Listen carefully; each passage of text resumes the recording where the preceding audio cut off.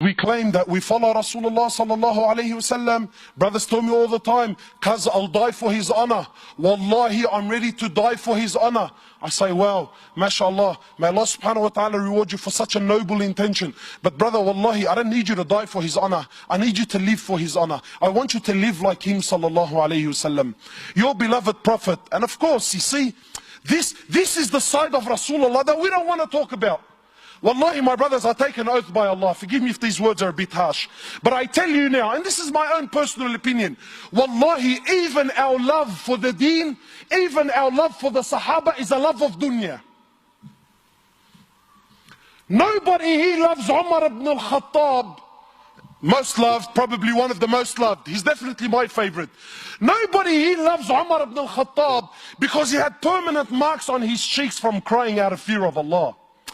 Cuz we love Umar ibn al-Khattab because when his name was mentioned, the kuffar used to shake in their knees.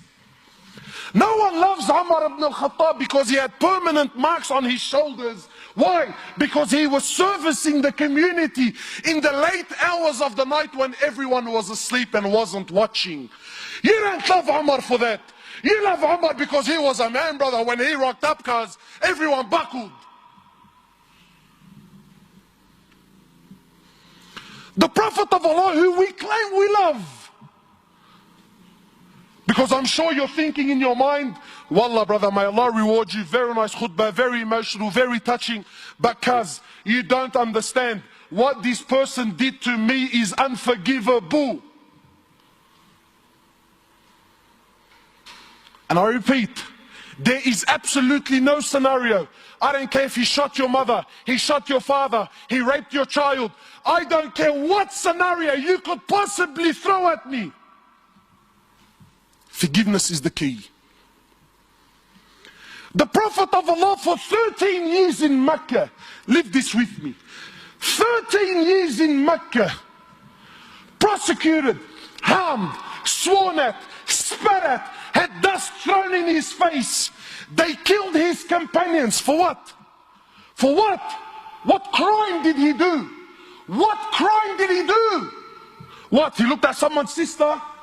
What? He didn't cough up his money at the end of the business transaction? What crime did he do?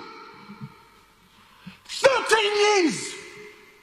They boycotted him and his family for 3 years. Sahaba said we were eating the leaves off the trees until our droppings became like the droppings of animals for 3 years. For what? What crime? They divorced his daughters. Sumayya radiallahu in front of the Prophet, publicly. I'm not telling you, Allah, you know what, that they started sending around a WhatsApp video about what. No. Publicly, live, in front of the Prophet and his companions, they grabbed Sumayya, a woman. They grabbed her publicly. They opened her legs in front of her husband and her son, and they rammed a spear into her private parts until they killed her. They exiled him from his land, Mecca. Exiled him for 18 months in Medina. 18 months he was crying. Why? Because he was missing the Kaaba so much. They stabbed his pregnant daughter. As a result, she lost her child. 8 or 6, a few months later, she ended up dying in Medina. He buried every one of his children while he was alive, except for Fatima. In Uhud, you know, it's one thing to go to war and kill. That's fine, he killed the man. In Uhud, they massacred the dead. His uncle Hamza, they cut his nose off, they cut his ears off, they ripped his liver out. Hind took a bite from his liver and spat it on the floor. Sahaba said, when the Prophet of Allah seen Hamza, we never seen him cry like he cried when he seen his uncle Hamza. In narrations, he prayed janazah for his uncle 70 times. So much hurt and so much pain. For years.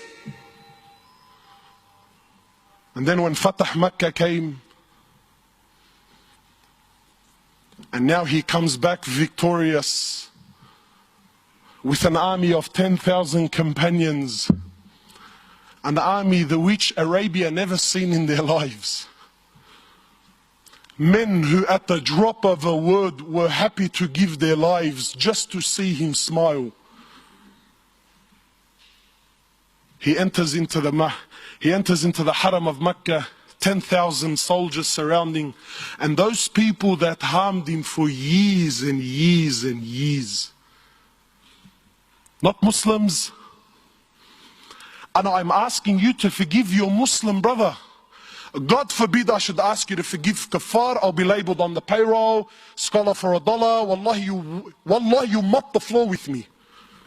So I'm not even going to dare to go down that road. God forbid we should follow the sunnah of Rasulullah sallallahu alaihi wasallam. No way, brother. He enters into the haram, 10,000 soldiers surrounding the haram. Those people that harmed him for years and years. Where are they going to go now, bro? Talk about the tables turning, huh? So he looks at them and he says to them, and what do you think I will do with you today? What do you think I will do today? They said, you're an honorable, generous person, the son of an honorable, generous person. The Prophet of Allah turns around and says to the kuffar, اذهبوا فأنتم الطلقاء. Go, every single one of you are free, I forgive you.